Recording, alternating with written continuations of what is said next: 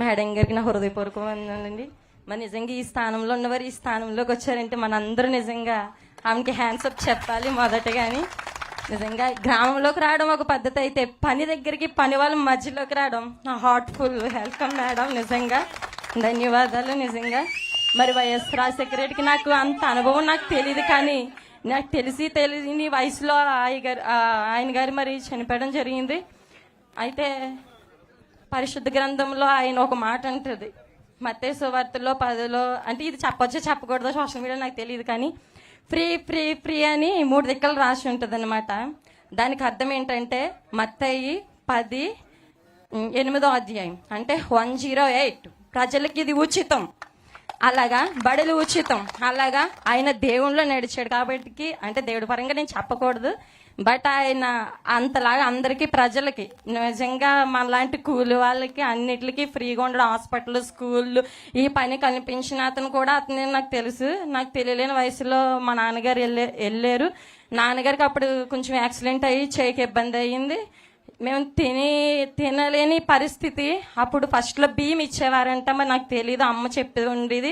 YS Rajasekhara Reddy గారు అప్పుడు first పనికి వెళ్ళినప్పుడు ఇలా బియ్యం ఇచ్చారు. నాన్నకి చెయ్యి దెబ్బ తేలినప్పుడు మీరు చిన్న పిల్లలమ్మ అప్పుడు అన్నారు. మరి భర్త బియ్యం ఇచ్చారంటే ఎన్ని రోజులు లేరో నాకైతే తెలీదు.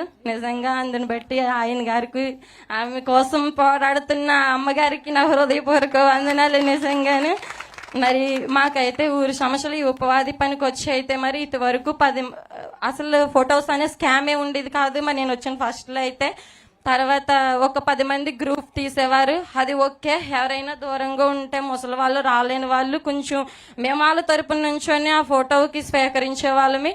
ఇప్పుడైతే ఎవరు స్కాన్ వాళ్ళదే, పోనీ వచ్చినా కూడా పడడం లేదు. ఆ కళ్ళు ఇలా అందరూ అలా కొట్టలేరు.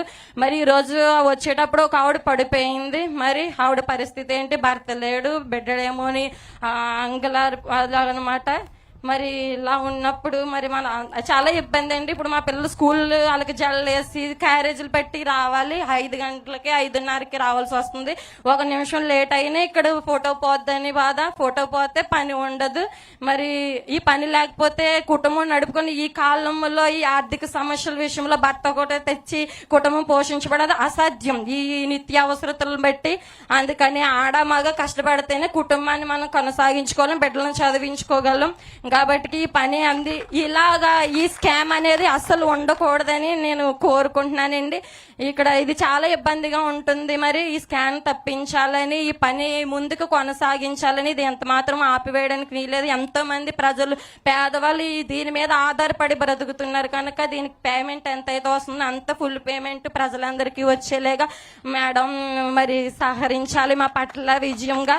ఒక స్త్రీగా ఉండి ముందుకు నడుస్తుంటే ఈమె పట్ల వీళ్ళందరూ ఉండి ఆమెను ప్రోత్సహిస్తూ నడిపిస్తున్న మీ అందరికి కూడా హ్యాండ్స్ అప్ అండి నిజంగాను. అలాగే పిల్లలు మరి ఫ్రీ బస్సు వేసారండి. ప్రతి రోజు కూడా చాలా ఇబ్బంది పెడుతున్నారు. మాకు అక్కడ ఆపడం లేదు, ఇక్కడ ఆపేస్తున్నారు, లేకపోతే కాగితాలు ఆపేస్తున్నారు, ఈ చెరువు గుట్ట నడిచి వస్తున్నారండి. పిల్లలు అయితే ఆటో ఛార్జీ ఇచ్చి నడిచి వస్తున్నారు. ఈ ఫ్రీ బస్సు పెట్టడం వల్ల బిడ్డలకు మాత్రం ఎటువంటిది సౌకర్యం లేదండి, అసౌకర్యమే కలుగుతుంది. ఈ విషయంలో కూడా ప్రభుత్వం మరి ఆధీనంలో తీసుకోవాలని కోరుకుంటున్నాం. మరి నాకు ఈ అవకాశం ఇచ్చిన మీ అందరికీ కూడా హృదయపూర్వక వందనాలు.